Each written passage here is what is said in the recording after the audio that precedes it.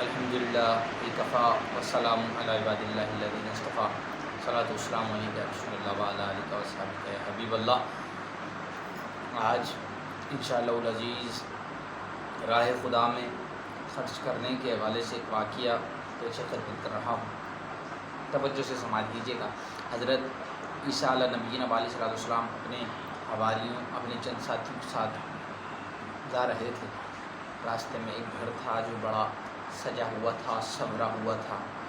اس کو دیکھ کر یوں معلوم ہو رہا تھا کہ اس گھر میں شادی بیاہ کی تقریبات چل رہی ہیں۔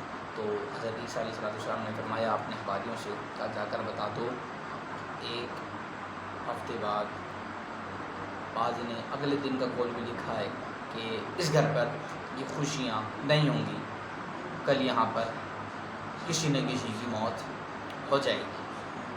انہوں نے حواریوں نے جا کر کہہ دیا، شادی کا گھر تاکات اللہ کے نبی نے فرمایا ہے کہ یہاں پر کل جس کی شادی ہو رہی ہے اس کی موت واقع ہو جائے گی۔ یہ کہہ کر وہ بندے آ گئے۔ اگلے دن جب پھر حضرت عیسیٰ علیہ السلام کا گزر وہاں سے ہوا تو خوشیاں جوں کہ توں برقرار تھی، کوئی غم کی کیفیت، کوئی ایسے آثار نہیں تھے کہ یوں معلوم ہو کہ یہاں پر کسی کی ڈیتھ، کسی کی میت، کسی کا انتقال ہوا۔ حضرت عیسیٰ کے حواریوں نے حضرت عیسیٰ سے عرض کی کہ اے اللہ کے نبی، آپ نے کہا تھا یہاں پہ کسی نہ کسی کا انتقال ہو جائے گا، جس کی شادی ہے وہ مر جائے گا۔ یہاں تو ایسا کوئی ہمیں آثار نظر نہیں آ رہے، ہمیں یوں معلوم ہی نہیں ہوتا کہ یہاں پہ کسی کا انتقال ہوا، کوئی مرا ہے۔ حضرت عیسیٰ علیہ السلام اس کے گھر گئے، جس کی شادی تھی اسے باہر بلایا، کہا دیکھو تمہاری موت کا وقت تو مقرر ہو چکا تھا، اللہ نے یہ بات مجھے بتا دی تھی، تمہاری موت کا وقت تو ڈیسائیڈ ہو چکا تھا، ابھی بتا تم نے ایسا کون سا کام کیا ہے کہ جو تمہاری موت کو مؤخر کر دیا گیا، تمہاری موت میں تاخیر کر دی گئی، اس کے پیچھے کیا وجہ ہے؟ کہا حضور ایسا کوئی خاص کام نہیں کرا میں نے۔ کہا اپنی پورے دن کی روٹین بتاؤ۔ کہا حضور صبح اٹھنا، کھانا پینا، سونا، کام پر جانا، آنا، پھر کھانا پینا، سو جانا۔ کہا روٹین کو تفصیل سے بتاؤ۔ کہا حضور روٹین وہی ہے، بس ذرا سی چینجنگ آئی تھی۔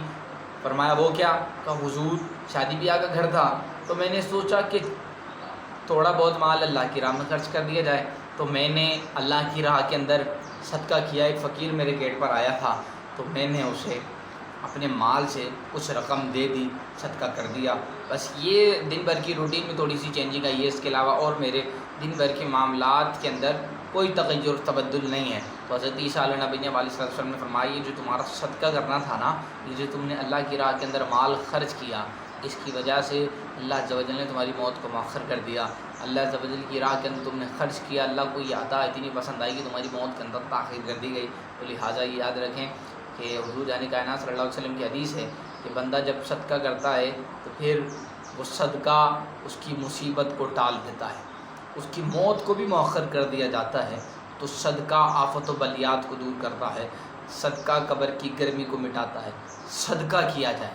اور رمضان المبارک کے اس بابرکت مہینے میں بندہ جتنا اپنے رب ذوالجلال کی راہ کے اندر خرچہ کرے گا اسے اتنا ہی دگنا ملے گا۔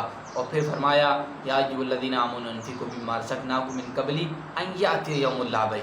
اے ایمان والو، اللہ نے جو تمہیں دیا ہے ہمارا تو کچھ نہیں، فرمایا جو ہم نے تمہیں دیا ہے ہمارے ہی دیے ہوئے میں سے ہماری راہ میں خرچ کرو قبل اس کی قیامت برپا ہو جائے۔